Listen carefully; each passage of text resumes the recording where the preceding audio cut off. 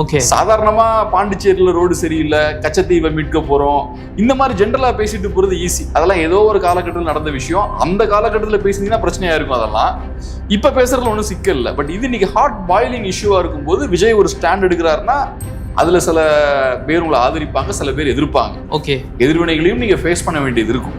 அந்த ஸ்ட்ரென்த்லாம் அவங்களுக்கு இருக்கான்ற கேள்வி இருக்கு. தர்காவுக்கு பக்கத்துல இருக்கிற கல் தூண்ல விளக்கு ஏத்தணும் அப்படின்னு சொல்லிட்டா அது இஸ்லாமியர்களுக்கு எதிராக போயிடும். ஏத்தக்கூடாது அப்படின்னு சொன்னா இந்துக்களுக்கு எதிராக போயிடும். இந்த ரெண்டு தரப்போட வாக்குமே நமக்கு முக்கியம் அப்படிங்கிறதுனால அமைதி காக்குறாரோ? நீங்க முஸ்லீம் ஓட்ஸையும் வாங்க முடியாது, கிறிஸ்டின் ஓட்ஸையும் வாங்க முடியாது. ஸோ திருப்பரங்குன்றம் இஷ்யூல விஜய் ஸ்டாண்ட் எடுக்காம இருக்கிறதால விஜய்க்கு ஒரு நஷ்டமும் கிடையாது. முஸ்லீம் ஓட்ஸ் எப்படியுமே விஜய்க்கு வரப்போறது கிடையாது. மைனாரிட்டி ஓட்ஸ் திமுக கிட்ட தான் சாலிடா இருக்க போகுது, வேற எந்த கட்சிக்கும் போறது கிடையாது. டிஎம்கே அலைன்ஸுக்கு தான் மைனாரிட்டி ஓட்ஸ் போகுது. ஸோ அதனால திருப்பரங்குன்றம் இஷ்யூல ஸ்டாண்ட் எடுக்கணுன்ற அவசியம் அவருக்கு இல்லை. ஓகே, அப்புறம் ஆதவர்ஜுனாவை கேட்டா பாண்டிச்சேரி ஒரு ஸ்டேட்னு சொல்லி அவர் பேசிட்டு இருக்காரு. பாண்டிச்சேரியை பத்தி பேசும்போது ஒரு மாநிலம்னு சொல்லி அவர் பேசுறாரு. இவர்கிட்ட கேட்டா மாநில உரிமை வேணும்ன்றாரு, மாநிலமா அங்கீகரிக்கணும்ன்றாரு. ஸோ அதனால இந்த குரூப்புக்கு எங்க நம்ம இருக்கோம், என்ன பேசுறோம், என்ன செய்யறோன்ற புரிதலே இல்லாம மாத்தி மாத்தி குழப்பி பேசிட்டு இருக்காங்க. கொஞ்சம் ஃபேமஸான சின்னம், பாப்புலரான சின்னம், நிறைய பேர் யூஸ் பண்ணிருக்காங்க. கையிலேயே போட்டிருப்பாங்க. ஆமா, சரி. கேம்பெயின் எல்லாம் பண்ணும்போது எனக்கு கூட ஞாபகம் இருக்கு, மோதிரம் எல்லாம் கொடுப்பாங்க, பிளாஸ்டிக் அப்படியா கொடுப்பாங்க. நெற்றிக்கண் திறப்பினும் குற்றம் குற்றமே. நெற்றிக்கண் வலையொலி உறவுகளுக்கு வணக்கம். இன்றைய அரசியல் உரையாடலில் நம்முடன் இணைந்திருப்பவர் அன்பு அண்ணன் திரு கேப்ரியல் அவர்கள். வாருங்கள், அவருடன் பேசலாம். அண்ணே வணக்கம். வணக்கம். பாஜக என்னுடைய கொள்கை எதிரி, திமுக என்னுடைய அரசியல் எதிரி அப்படின்னு விஜய் அவர்கள் தன்னுடைய அரசியல் பயணத்தை தொடங்கும் போது அறிவிச்சாரு.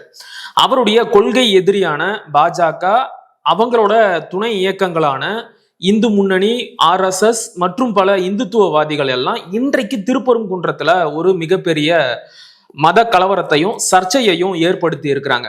ஆனா இது குறித்து விஜய் அவர்கள் இன்னும் ஏன் வாய் திறக்காம இருக்கிறாரு? எனக்கு தெரிஞ்ச விஜய் அவர்கள் எதை குறித்துமே வாய் திறக்கல. கட்சி ஆரம்பிச்சதுல இருந்து எந்த பெரிய ஸ்ட்ராங்கான பொலிட்டிக்கல் ஸ்டாண்டும் எடுக்கல. சும்மா மேலோட்டமா கொள்கை எதிரி, அரசியல் எதிரி, அதுலயே ஒரு தெளிவு இல்லை. கொள்கை எதிரி வேற, அரசியல் எதிரி வேறையெல்லாம் இருக்க முடியாது, எல்லாமே ஒண்ணுதான். கொள்கை ரீதியா நீங்க ஒரு கட்சி எதிர்க்கிறீங்கன்னா அரசியல் ரீதியாவும் அந்த கட்சி நீங்க எதிர்த்து தான் ஆகணும். எல்லா கட்சிகளுக்கும் கொள்கை இருக்கும், சில கட்சிகளுக்கு தான் இருக்காது, தாவேகா மாதிரி. அதனால கொள்கை எதிரின்னு சொல்றதுல இன்னொரு வேடிக்கை என்னன்னா, நீங்க இன்னொருத்தரை பார்த்து கொள்கை எதிரின்னு சொல்றீங்கன்னா உங்களுக்கு ஒரு கொள்கை இருக்கணும்ல. கண்டிப்பா அந்த கொள்கையின் அடிப்படையில தான் நீங்க இன்னொருத்தரை கொள்கை எதிரியா பிக்ஸ் பண்ண முடியும். தமிழ் தேசியம்னா திராவிடம் எங்களோட எதிரின்னு நீங்க பேசலாம், திராவிடம்னா ஆரியம் எங்களோட எதிரின்னு பேசலாம். இதெல்லாம் கொள்கை முதல்ல உங்களுக்கு இருக்கணும். சோ இவங்க என்ன அடிப்படையில் அதெல்லாம் பேசுறாங்க? மத சார்பற்ற சமூக நீதின்னு சொல்றாரு. மத சார்பின்மை கொள்கையில இருக்கிற இவரு இந்து மத ஆதரவுல இருந்து இன்றைக்கு தமிழ்நாட்டுல ஒரு கலவரத்தை செய்ய துடிக்கிற பாஜகவை எதிர்க்கணும்ல. ஆனா அப்படி எதுவுமே செய்யலையே. மத சார்பின்மைன்றதெல்லாம் கொள்கைன்னு நான் பார்க்கல. மத சார்பின்மைன்னா என்ன, அது எப்படி கொள்கை ஆகும்? கொள்கைன்றது வேற இல்ல, ஒரு கட்சியோட ஐடியாலஜின்றது வேற இல்ல. மதசார்பின்மைன்றது திராவிடமும் மதசார்பின்மையை பேசலாம், தமிழ் தேசியமும் மதசார்பின்மையை பேசலாம், இந்திய தேசியமும் அதை பேசலாம், காங்கிரஸ் மாதிரி. ஆமா, காங்கிரஸ் மாதிரியான கட்சிகளும் அதை பேசலாம், கம்யூனிஸ்டுகளும் மதசார்பின்மையை பேசலாம். அதுல என்ன கொள்கை இருக்கு? ஸோ அதை கொள்கைன்னு சொல்ல முடியாது. பட் ஓகே, கொள்கை அவங்களுக்கு இல்ல. அவங்கள பொறுத்தளவுல அரசியல் ரீதியா அவங்க எந்த இஷ்யூவுமே ஸ்ட்ராங்கா கையில் எடுக்கல. இந்த இஷ்யூ மட்டும் கிடையாது, எதையுமே அவங்க ஸ்ட்ராங்கா கையில் எடுக்கல. எந்த மாதிரி இஷ்யூஸை கையில் எடுக்கிறாங்கன்னு பார்த்தீங்கன்னா, அவங்களோட ஒரே டார்கெட் பிரச்சாரம் தான். அரசியல் செயல்பாடு கிடையாது. எலெக்ஷன் கிட்ட வரும்போது பிரச்சாரம் பண்ணும். ஸோ பிரச்சாரம் பண்ணும்போது பேச்சுக்கு ஒரு 4-5 இஷ்யூவை சும்மா மேலோட்டமா கையில் எடுக்கிறது. அந்த இஷ்யூவை கையில் அவங்க எடுக்கும் போதும் அதுக்கு பெரிய முக்கியத்துவம் கிடையாது. சும்மா போற போக்குல ஒரு 5-10 இஷ்யூவை பேசுறது, அதுல ஒன்னா பேசிட்டு போறாங்க. இந்த பிரச்சனையை, நீங்க சொன்ன பிரச்சனையை பொறுத்தளவுல அதை பத்தி பேசக்கூட அவங்களுக்கு விருப்பம் இல்லை. ஏன்னா அது ஒரு மாதிரி ஹாட் பாயிலிங் இஷ்யூவா இருக்கு. சாதாரணமா பாண்டிச்சேரியில ரோடு சரியில்லை, கச்சத்தீவை மீட்க போறோம், இந்த மாதிரி ஜென்ரலா பேசிட்டு போறது ஈஸி. அதெல்லாம் ஏதோ ஒரு காலகட்டத்தில் நடந்த விஷயம். அந்த காலகட்டத்தில் பேசினீங்கன்னா பிரச்சனையா இருக்கும். அதெல்லாம் இப்ப பேசுறதுல ஒன்றும் சிக்கல் இல்லை. பட் இது இன்னைக்கு ஹாட் பாயிலிங் இஷ்யூவா இருக்கும்போது விஜய் ஒரு ஸ்டாண்ட் எடுக்கிறாருன்னா அதுல சில பேர் உங்களை ஆதரிப்பாங்க, சில பேர் எதிர்ப்பாங்க. எதிர்வினைகளையும் நீங்க ஃபேஸ் பண்ண வேண்டியது இருக்கும். அந்த ஸ்ட்ரென்த்லாம் அவங்களுக்கு இருக்கான்ற கேள்வி இருக்கு. ஸோ அவங்க பொலிட்டிக்கலா அதை ஃபேஸ் பண்றதுக்கு ரெடியா இல்லைன்னா. இப்ப நீங்க சொல்ற மறைமுகமா பாஜக எதிர்ப்பு இருக்கு, ஸ்டார்ட் அப்படின்லாம் நான் பார்க்கல. இவங்களுக்கு ஒன்றும் பெரிய அதெல்லாம் எதுவுமே இல்ல. அந்த அளவுக்குலாம் இவங்க பண்ற மாதிரி. இப்ப நீங்க சொல்ற மாதிரி இந்த திருப்பரங்குன்றம் விவகாரத்துல ஏதாச்சும் ஒரு நிலைப்பாடு எடுத்தா அது இன்னொரு தரப்பு மக்களுக்கு எதிரா போய் முடிஞ்சிடும். குறிப்பா தர்காவுக்கு பக்கத்துல இருக்கிற கல் தூண்ல விளக்கு ஏத்தணும் அப்படின்னு சொல்லிட்டா அது இஸ்லாமியர்களுக்கு எதிரா போயிடும். ஏத்தக்கூடாது அப்படின்னு சொன்னா இந்துக்களுக்கு எதிரா போயிடும். இந்த ரெண்டு தரப்போட வாக்குமே நமக்கு முக்கியம் அப்படிங்கறதுனால அமைதி காக்குறாரோ? இப்ப சிம்பிள்ங்க, அவரை பொறுத்தளவுல பிஜேபிக்கு எதிரான ஸ்டாண்ட் எடுக்கலாம். எடுக்கும் போது பெரிய பிரச்சனை ஒன்றும் கிடையாது. தமிழ்நாட்டுல 80% ஓட்டர்ஸ் அதை ஒன்றும் பெருசா தப்பா தான் நினைச்சுக்க மாட்டாங்க. இன்ஃபேக்ட் பிஜேபி ஆதரவாளர்கள் விஜய பாசிட்டிவாவும் பார்க்க மாட்டாங்க. சரி, ஆனா ஒரு சிக்கல் என்னன்னா மதத்தை பேஸ் பண்ணி விஜய டார்கெட் பண்ணுவாங்க. ஜோசப் விஜய் அது இதுன்னு ஏதாவது பேசுவாங்க. நாம் பார்த்தளவுல டிவிக்கு அந்த விஷயத்துல ரொம்ப கவனமா இருக்காங்க. விஜய் எல்லாருக்குமான தலைவர்ன்ற மாதிரி ப்ரொஜெக்ட் பண்ண முயற்சி பண்றாங்க. அந்த ஒரு எதிர்வினை பிஜேபி சைட்ல இருந்து வரும். ஆனா நான் எப்படி பாக்குறேன்னா, அப்படி வந்தா கூட அது பாசிட்டிவா தான் அமையும். இதுக்கு முன்னாடி ஜோசப் விஜய் கேம்பெயின் எல்லாம் பண்ணிருக்காங்க பாஜக. அது விஜய்க்கு பாசிட்டிவா தான் அமைஞ்சது. அந்த டைம்ல விஜய்க்கு படம் ரிலீஸ் ஆகும்போது பப்ளிசிட்டி அமைஞ்சது, படமும் ஹிட் ஆச்சு. சோ விஜய்க்கு ஒரு எக்ஸ்ட்ரா மைலேஜ் தான் அது கொடுத்தது. சோ எனக்கு என்னமோ அதுல பெரிய சிக்கல் இருக்கிற மாதிரி தெரியல. பட் ஏதோ ஒரு தயக்கம் இருக்கு. ஹாட்டான இஷ்யூ, ரெண்டு கூட்டம் ரொம்ப அக்ரெசிவா வெறித்தனமா இருக்காங்கல்ல, அதுல ஒரு ஸ்டாண்ட் எடுக்கிறதுல இந்த கட்சிக்கு ஒரு தயக்கம் இருக்கு. அது காரணம் இன்னொன்னு என்னன்னா, இவர் ஒரு சினிமாக்காரனும் கூட. சினிமாக்காரங்களோட கேரக்டர் எப்படி இருக்கும்னா, எந்த ஒரு ஸ்டாண்டும் சாலிடா எடுக்க மாட்டாங்க. அவங்கள பொறுத்தளவுல ஒரு ஊர்ல 100 பேர் இருக்காங்கன்னா 100 பேரும் என் படத்தை பார்க்கணும். நான் ஒரு ஸ்டாண்ட் எடுத்து ஒரு தரப்பு மக்களுக்காக நான் நின்னேன்னா 10 பேர் வராம போவாங்க, 20 பேர் வராம போவாங்க. சோ நான் எல்லாருக்குமான ஆளா இருப்பேன். நான் எல்லா மதத்துக்குமான ஆளு, எல்லா சாதிக்குமான ஆளு. நான் எதுலயும் ஒரு ஸ்ட்ராங்கான ஸ்டாண்ட் எடுக்க மாட்டேன். இவர் பிரிடாமினன்ட்லி ஒரு சினிமாக்காரர் தான் இன்னைக்குமே. ஆனா இன்னைக்கு ஒரு பார்ட்டியோட லீடர், நாளைக்கு தமிழ்நாட்டோட சிஎம் ஆகணும் அப்படின்னு ஆசைப்படுறாரு. அப்போ ஒரு விஷயத்துல ஏதாச்சும் ஒரு ஸ்டாண்ட் எடுக்கணும்ல. ஒரு சிஎம் ஆகிற ஆசைலாம் அவருக்கு இருக்கிறதா எனக்கு தெரியல. சிஎம் ஆகிற ஆசைலாம் இருந்ததுன்னா இந்த மாதிரி கட்சி வச்சிருக்க மாட்டாங்க. ஒரு ப்ராப்பரான ஃபங்க்ஷனிங் பார்ட்டியை உருவாக்கி இருப்பாங்க. அரசியல்ல இப்ப ஏதோ சில காரணங்களுக்காக அரசியல்ல அவர் இருக்கார். இது டெம்பரரியான ஒரு விஷயம் தான். ஒரு 5 வருஷம் கழிச்சு அவர் கண்டிப்பா அரசியல் இருக்க மாட்டார். நான் கண்டிப்பா சினிமால இருப்பார். லாஸ்ட் ஒரு 30 years அவர் சினிமால தான் இருந்திருக்காரு. என்ன பொறுத்தளவுல அவரோட சினிமாவுக்கு தான் ஃபர்ஸ்ட் ப்ரையாரிட்டி. பொலிட்டிக்ஸ்ன்றது இன்னைக்குமே ஃபர்ஸ்ட் ப்ரையாரிட்டி கொடுக்கல. இன்னைக்குமே வாரத்துல ஒரு நாளோ 2-3 வாரத்துக்கு ஒரு நாளோ தான் அவர் அரசியல்ல ஈடுபடுறாரு. மீதி நாள்ல அவர் என்ன பண்ணுவார்னு நினைக்கிறீங்க? அவருக்கு வேற வேலைகள் இருக்கும். அது என்ன மாதிரியான வேலைகளா இருக்கும்? சினிமா சார்ந்த வேலைகளா தான் இருக்கணும். ஏன்னா ஒரு பிஸியான ஆள். ஒரு ஒன்றும் சாதாரண இந்த வீட்டுல உட்காந்து சும்மா உட்காந்துருக்க ஆள் கிடையாது. அவர் ரொம்ப பிஸியான ஒரு ஆளு, ரொம்ப வெற்றிகரமான ஒரு நடிகரும் கூட. சோ அவருக்கு நிறைய வேலைகள் இருக்கும். ஆனா அரசியல் சார்ந்த ஒரு பெருசா ஒர்க் பண்ணல. அதனால நம்ம இதை பார்க்கும் போதே ஒரு கன்க்ளூஷனுக்கு வந்துடலாம். விஜயோட போக்கஸ் எங்க இருக்குன்றத நம்ம இந்த 2 வருஷமா பார்க்கும் போதே நமக்கு கிளியரா நம்ம புரிஞ்சுக்கலாம். அதனால இந்த 5 வருஷ அரசியல் கூத்துக்காக அவரோட ஆடியன்ஸ் 2ஆ உடைக்கிறதெல்லாம் அவர் விரும்ப மாட்டார். அதனாலதான் கவினோட ஆணவ படுகொலையிலையும் ஆணவ படுகொலையில அதுல அவர் கையில் எடுக்கல. அது காரணம் சிம்பிளான விஷயம். பொலிட்டிஷியன்ஸ் அதெல்லாம் பேசுவாங்க. ஏன்னா அவங்களுக்கு தெரியும் நம்மளோட சப்போர்ட்டர்ஸ் யாரு, நம்ம சப்போர்ட்டர்ஸுக்கு எது பிடிக்கும்னு தெரியும். சோ இப்ப கவினோட ஆணவ கொலையை பத்தி நம்ம பேசணும்னா நமக்கு பாதிப்புதுன்னா அந்த பொலிட்டிஷியன் அமைதியா இருப்பான். பட் ஜென்ரலா பொலிட்டிஷியன்ஸ் ஒரு ஸ்டாண்ட் எடுத்துருவாங்க. ஆனா விஜயை பொறுத்தளவுல ஒவ்வொரு இஷ்யூக்கும் ஸ்டாண்ட் எடுத்தா அது அவரோட ஆடியன்ஸை போலரைஸ் பண்ணிடும், ஆடியன்ஸை 2ஆ உடைச்சிடும். சோ இந்த இடத்துலயும் அந்த மாதிரியான ஒரு இஷ்யூ தான். கொஞ்சம் பேர் விஜய வேற மாதிரி பாக்குறதுக்கான வாய்ப்பு இருக்கு, எதிரியா பாக்குறதுக்கான வாய்ப்பு இருக்கு, சில பேர் ரொம்ப பாசிட்டிவா பாக்குறதுக்கு வாய்ப்பு இருக்கு. பட் அவரை பொறுத்தளவுல எல்லாரும் எனக்கு வேணும். ஏன்னா அவர் பாத்தீங்கன்னா ஒரு சூப்பர் ஸ்டார் ஸ்டேட்டஸ்ல இருக்காரு. ஒட்டுமொத்த தமிழர்களுக்கான ஒரு சூப்பர் ஸ்டாரா இருக்காரு. சோ அந்த வகையில ஆடியன்ஸ் உடையறத அவர் விரும்ப மாட்டார். இப்ப விஜய் அரசியலுக்கு வந்த புதுசுல இஸ்லாமியர்களோட ஒரு பாதுகாவலனா தான் தன்னையும் காட்டிக்கிட்டாரு. அவங்களுடைய நோன்பு தரப்பு நிகழ்ச்சியில கூட போய் கலந்துகிட்டாரு. குல்லாலாம் போட்டுக்கிட்டு கஞ்சியெல்லாம் குடிச்சிட்டு வந்தாரு. ஆனா இந்த திருப்பரங்குன்ற இஷ்யூல அவர் எந்த ஒரு ஸ்டாண்டையும் எடுக்காம இருக்கிறது இஸ்லாமியர்கள் மத்தியில அவர் மேல இருக்கிற நம்பிக்கைய செதச்சிராதா? எனக்கு என்னமோ அவர் இஸ்லாமியர்களுக்கான காவலர் மாதிரிலாம் ப்ரொஜெக்ட் பண்ணிட்டாரான்னு தெரியல. ஏன்னா தமிழ்நாட்டை பொறுத்தளவுல முஸ்லிம்ஸை டார்கெட் பண்றதுக்காக குல்லா போட்டுட்டு தொழுகைக்கு போறதுன்றது சாதாரண ஒரு சடங்கு. எல்லா அரசியல் தலைவர்களும் அதை பண்ணுவாங்க. அதுக்கு எதுவும் அர்த்தம் இருக்கான்னு கூட எனக்கு தெரியல. இன்ஃபேக்ட் எனக்கு தெரிஞ்ச அளவுல அது ரொம்ப மோசமான ஒரு பழக்கம். சும்மா போயிட்டு நீங்க நிஜமாவே உங்களுக்கு ஒரு பழக்கத்துல ஈடுபாடு இருந்ததுன்னா நீங்க அதை பண்ணலாம். நான் உங்க கூட இருக்கிறேன், உங்களுக்கு ஆதரவா இருக்கிறேன் அப்படின்னு காட்டுறதுக்காக எலெக்ஷனுக்காக நீங்க பாட்டு ரொம்ப சீப்பா இருக்குல்ல. உங்களுக்கு அவங்க ஓட்டு வேணும் தானே, எலெக்ஷன் டைம்ல தான் அங்க போறீங்க. கரெக்டா? அது ரொம்ப அருவருப்பால இருக்கு. நீங்க ஓட்டு வேணும்ன்றதுக்காக அங்க போய் குல்லாலாம் போட்டுக்கிட்டு டோப்பி எல்லாம் மாட்டிட்டு இப்படி ப்ரேயர் பண்ற மாதிரி இப்படி எல்லாம் கைய வச்சுக்கிட்டு. இல்ல கிறிஸ்துமஸுக்கு கூட போய் கேக் பண்றாங்க, எல்லா பண்டிகைக்கும் பண்றாங்க. ரைட், அதான் சொல்றேன். ஆனா அது சீப்பா இருக்கா இல்லையா? Okay, அதான் பாயிண்ட். அது உண்மைதான். எலெக்ஷனுக்காக நீங்க போயிட்டு இந்த கூத்தடிக்க கூடாது. அது கிறிஸ்துமஸுக்கு பண்ணுங்க, வேற எதுக்கு வேணாலும் பண்ணுங்க, அதை பண்ணக்கூடாது இல்ல, அதை பண்றாங்களா அதான் சொல்ல வரேன். சோ அன்பார்ச்சுனேட்லி அந்த ஒரு பழக்கம் இருக்கு. அதை பண்றதால முஸ்லிம்ஸ் என்னமோ விஜய பாசிட்டிவா பார்ப்பாங்கலாம் கிடையாது. ஏன்னா ஊர்ல இருக்க எல்லாரும் அதை பண்றாங்க, எல்லா கட்சியுமே அதை பண்றாங்க. சோ எனக்கு என்னமோ பாசிட்டிவா பார்ப்பாங்கன்னு தோணல. ரெண்டாவது, இந்த இஷ்யூல விஜய் ஸ்டாண்ட் எடுக்காம இருக்கிறதால முஸ்லிம்ஸ் ஓட்ஸ் எல்லாம் ஒன்றும் போக போறது இல்ல. முஸ்லீம் ஓட் எப்படியுமே இவங்களுக்கு வரப்போறது கிடையாது. இல்ல, நான் எப்படி புரிஞ்சுக்கிறேன்னா, அவங்களோட ஓட்டை டார்கெட் பண்ணி தான் பாஜகவை கொள்கை எதிரியா அறிவிச்சாரு. அந்த பாஜகவால இப்போ ஒரு பிரச்சனை வந்திருக்கு அப்படிங்கிற போது இவர் வாயை திறக்காம இருந்தா அது இஸ்லாமியர்கள் மத்தியில இவருக்கு கெட்ட பேரை தானே ஏற்படும். விஜய் ஸ்டார்டிங்ல இருந்து இப்ப வரைக்கும் முஸ்லிம் ஓட்ஸ குறி வைக்கவில்லை, பாஜகவையும் டார்கெட் பண்ணல.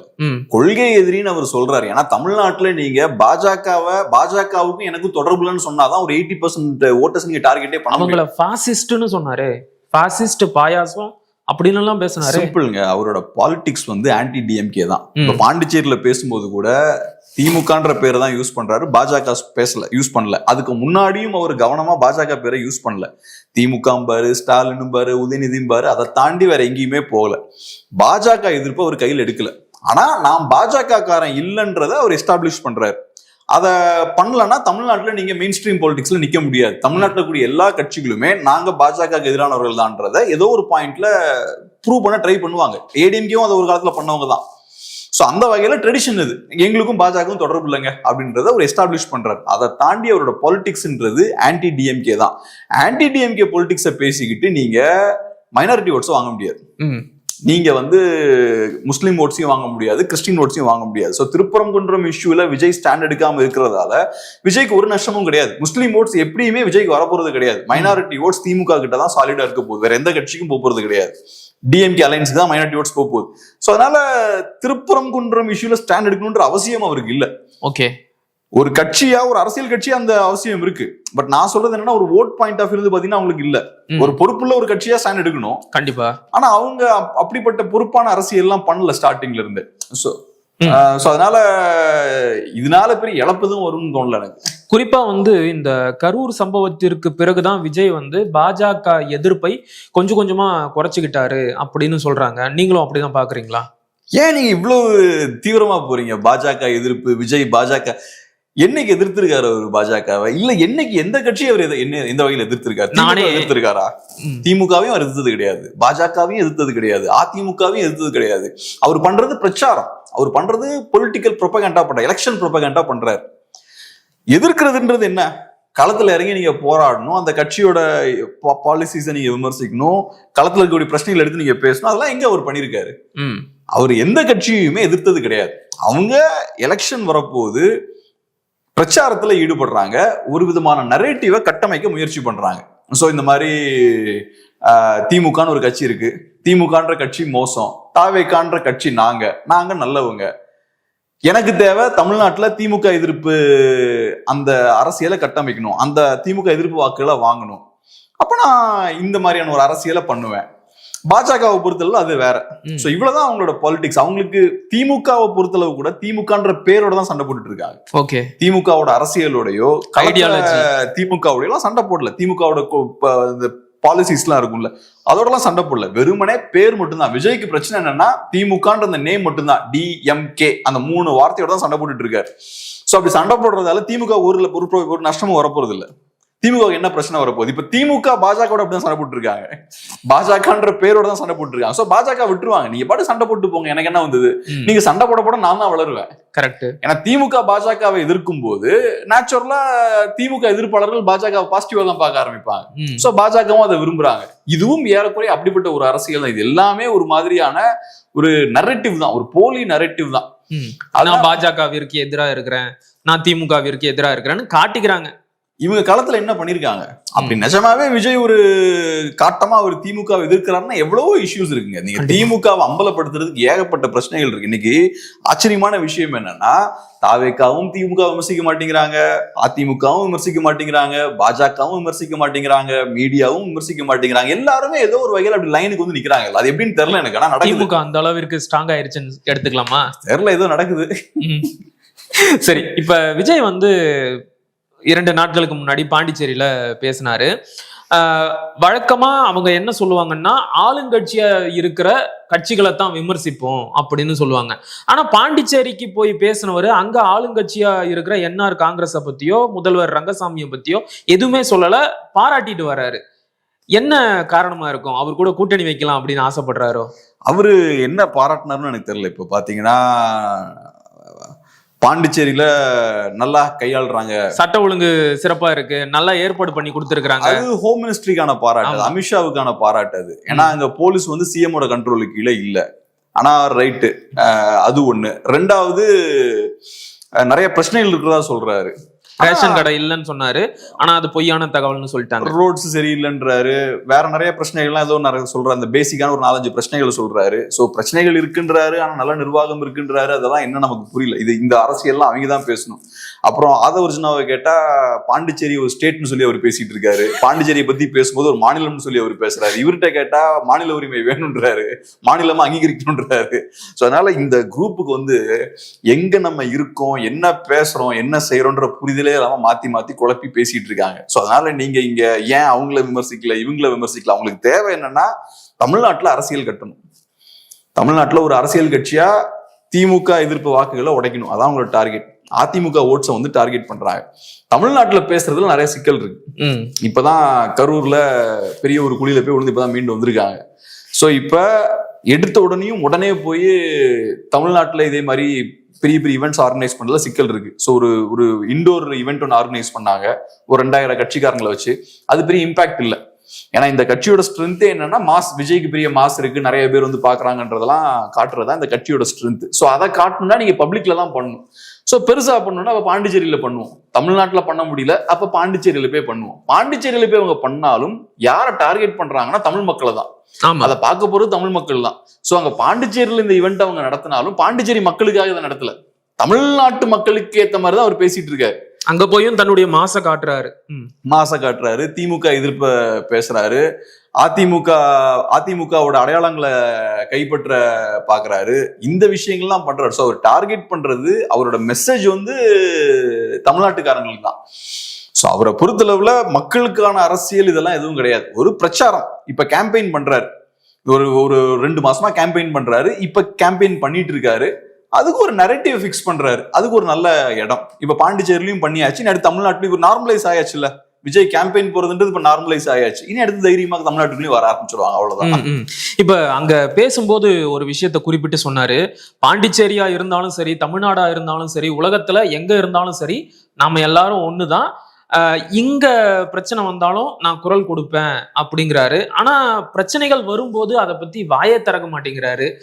மேடைக்கு ஒரு பேச்சு, செயல்ல வேற ஒண்ணா இருக்கு. அவர் தமிழ்நாட்டு மக்களுக்கும் குரல் கொடுத்தது கிடையாது இந்த லாஸ்ட் 30 இயர்ஸ்ல.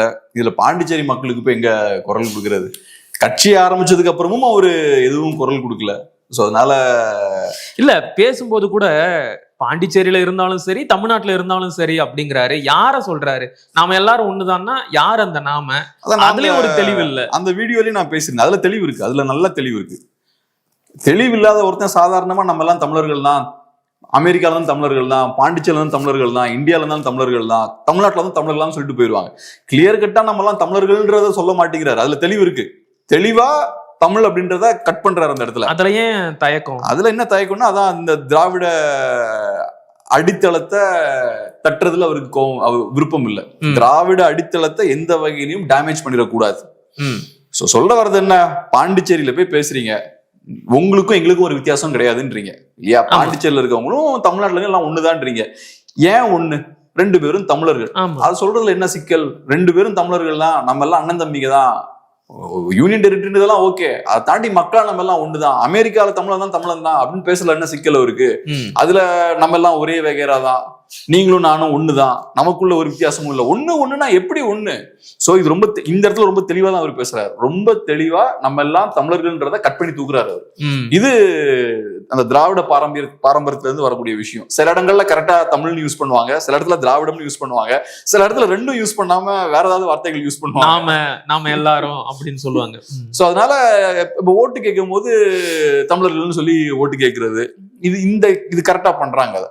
ஆனா தமிழர்களுக்கு ஒரு இன்டர்நேஷனல் கனெக்ஷன் இருக்கு, எங்க இருந்தாலும் நம்ம தமிழர்கள்ன்றத சொல்றதுல ஒரு சிக்கல் இருக்கு பாருங்க அவருக்கு. இங்க ஏதோ ஒரு கவனமான ஒரு ஆள் தான் ஸ்கிரிப்ட் எழுதியிருக்காரு அந்த இடத்துல. சரி, இப்ப நேற்றைக்கு வந்து தாவேகா மாவட்ட செயலாளர்களோட கூட்டம் நடந்துச்சு. அதுல மறுபடியும் விஜய் தான் முதல்வர் வேட்பாளர், அவரை முதல்வர் வேட்பாளரா ஏத்துக்கிட்டு வரவங்க கூட மட்டும்தான் நாங்க கூட்டணி வைப்போம், கூட்டணி குறித்து முடிவெடுக்கும் எல்லா அதிகாரமும் விஜய்க்கு மட்டும்தான் இருக்கு அப்படின்னு ஒரு தீர்மானத்தை நிறைவேற்றி இருக்கிறாங்க. ஏறக்குறைய இதே தீர்மானத்தை தான் கரூர் சம்பவத்திற்கு பிறகு நடந்த பொதுக்குழு கூட்டத்திலையும் நிறைவேற்றினாங்க. ஒரே தீர்மானத்தை எதுக்கு மறுபடியும் நிறைவேற்றுறாங்க? யாருக்காச்சும் மெசேஜ் சொல்றாங்களா? செய்யறதுக்கு வேற ஒண்ணும் வேலை இல்ல. அதான் இப்ப ஒரு தீர்மானத்தை போடுறதா, தீர்மானம் நிறைவேற்றணும்னா எதுக்காக பண்றோம்? நம்மளுடைய ஸ்டாண்ட் என்ன அப்படிங்கறத மக்களுக்கு தெரியப்படுத்துறோம். ஒரு ஸ்டாண்ட நம்ம எடுக்கிறோம், அதுக்கப்புறம் மக்கள்கிட்ட அதை எடுத்துட்டு போகணும். அதுக்காக தானே நம்ம தீர்மானங்கள்லாம் போடுறோம். இவங்களுக்கு அரசியல் செயல்பாடு கிடையாது. இப்போ முக்கியமான ஒரு 4-5 இஷ்யூக்கு முக்கியமான கரெக்டான ஸ்டாண்ட் எடுத்தாச்சுன்னா அதை மக்கள் எடுத்துட்டு போகும். சும்மா இதே ஸ்டாண்டை திருப்பி எடுத்துக்கிட்டே இருக்கிறது. விஜய் தான் எல்லாத்துக்கும் கூட்டணி குறித்த முடிவுகள்லாம் விஜய் தான் எடுப்பாரு, அவரோட தலைமையில தான் கூட்டணி, இப்படி இந்த 10-50 சில தீர்மானங்களை நிறைவேற்றுறது. இப்ப தமிழ்நாட்டோட அரசியலோட சாபக்கேடு என்னன்னா, எல்லாமே இப்ப ரிச்சுவல்னு சொல்லுவோம்ல. ரிச்சுவல்னா என்ன?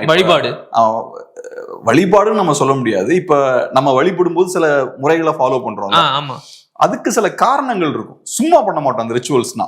இப்ப தலையில திருநூறு வைக்கிறோம்னா அதுக்கு பின்னாடி சில அர்த்தங்கள் இருக்கும், காரணங்கள், சடங்கு சம்பிரதாயம் இருக்கும். இப்ப என்ன ஆகுது, அதே மாதிரி இன்னைக்கு மாவட்ட செயலாளர் கூட்டத்துல ஒரு தீர்மானம் போடுறோம்னா அதுக்கு ஒரு காரணம் இருக்கும், கண்டிப்பா ஒரு தேவையின் அடிப்படையில அந்த மாதிரியான ப்ரொசீஜர் எல்லாம் வருது. ஆனா இவங்க என்ன பண்றது, அதை ஃபுல்லா தூக்கி போட்டாங்க. வெறுமனே அந்த ஒரு கூட்டம், அதுல ரெசல்யூஷன், அந்த ரெசல்யூஷனுக்கு எந்த வேல்யூமே கிடையாது, அப்படி மாத்திட்டாங்க. சோ அதோட அந்த பர்பஸ் இருக்கு பாருங்க, அதை கட் பண்ணி தூக்கி போட்டாங்க. சோ இவங்க பண்றது எல்லாமே ஒரு சும்மா ஒரு நார்மலான பெரிய கட்சி பண்றாங்கல்ல, அதே மாதிரி நாங்களும் பண்ணுவோம். ஆனா நாங்க பண்ற இந்த பாஸ் பண்றது ரெசல்யூஷனுக்கு ஒரு வேல்யூவும் கிடையாது. நாங்க சும்மா பேருக்கு எங்களுக்கு பிடிச்ச மாதிரி அப்பப்ப ரெசல்யூஷன் பாஸ் பண்ணிக்கிட்டே இருப்போம்.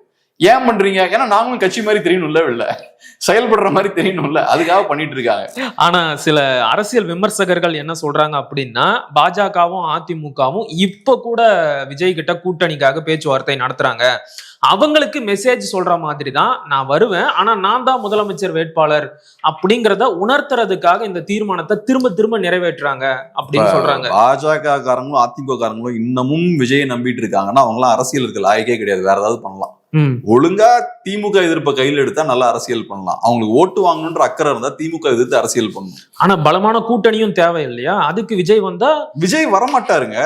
நீங்க என்ன ரிப்பப்ளிகன் பார்ட்டியோட போய் கூட்டணி வைக்க முடியுமா? முடியாது. பலமான கூட்டணி உங்களுக்கு தேவைதான், டெமோக்ராட்டிக் பார்ட்டியோட வைக்க முடியாது. அதே மாதிரிதான் விஜய் வரமாட்டாரு. அவரு வேற ஜோன்ல இருக்காரு. அவரோட அரசியல் வேற. நீங்க ஏன் ஒவ்வொருத்தரையும் அவர் பின்னாடி போயிட்டு இருக்கீங்க? இப்ப போறாங்களான்னு தெரியல, நல்ல காலத்துக்கு இப்ப அந்த மாதிரி நியூஸ் எதுவும் வரமாட்டேங்குது. பட் தொடர்ச்சியா ஸ்டார்டிங்ல பார்த்தோம்னா கட்சிக்காரங்க எதையாவது பேசுறது, விஜய் கூட்டணிக்கு வந்தா நல்லா இருக்கும்னு பேசுறது. நீங்க தான் இங்க பெரிய கட்சி, ஒரு பெரிய இடத்துல இருந்துகிட்டு விஜய் மாதிரியான புதுவாள் ஒருத்தர் வந்தா பரவாயில்ல, வந்தா நல்லா இருக்கும், திமுக எதிர்ப்பாளர்கள்லாம் ஒண்ணு சேரணும், இந்த மாதிரிலாம் பேசிட்டு இருந்தீங்கன்னா நீங்க அவரை தேடி போற மாதிரியான ஒரு தோற்றத்தை ஏற்படுத்தும். நீங்க பலவீனமா தோற்றம் அளிப்பீங்க. ரெண்டாவது, அவரு தான் அதிமுக ஓட்டை உடைக்கிறதுக்காக வேலை பார்த்துட்டு இருக்காரு. உங்க கட்சியை டார்கெட் பண்ணி நிறைய வேலைகள் பாக்குறாரு. அதிமுகல இருந்து லீடர்ஸை தூக்குறாரு. இவ்வளவும் பண்ணதுக்கு அப்புறம் இல்ல விஜய் திரும்பவும் வருவார் அப்படின்னு யாராவது நம்புறாங்கன்னா இது எப்படி புரிஞ்சுக்கிறது?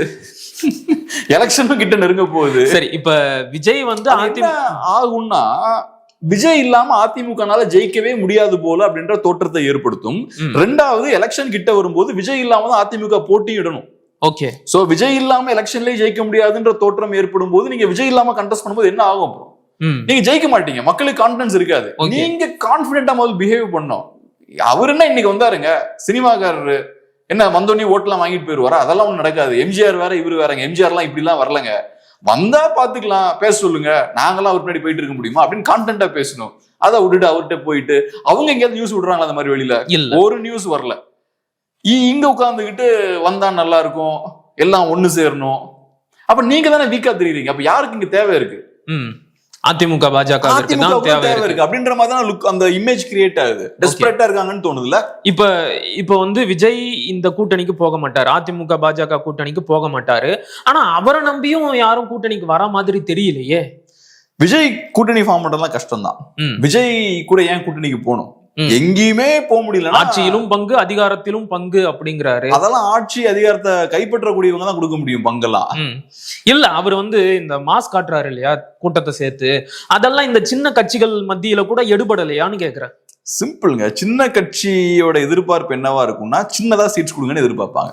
ஒரு எம்எல்ஏ, 2 எம்எல்ஏ, 2 3 எம்எல்ஏஸ் ஜெயிக்க முடியாது. எதுக்கு கூட்டணி வைக்கணும்? விஜய் காட்டுற மாச வச்சு என்ன சின்ன கட்சிக்காரங்களா விஜய் ரசிகர் மன்றமா நடத்திட்டு இருக்காங்க. விஜய் மாஸ் காட்டுற விசில் அடிச்சுட்டு போலான்னு பாத்துட்டு போறதுக்கு அவங்களுக்கு சீட்ஸ் வேணுங்க.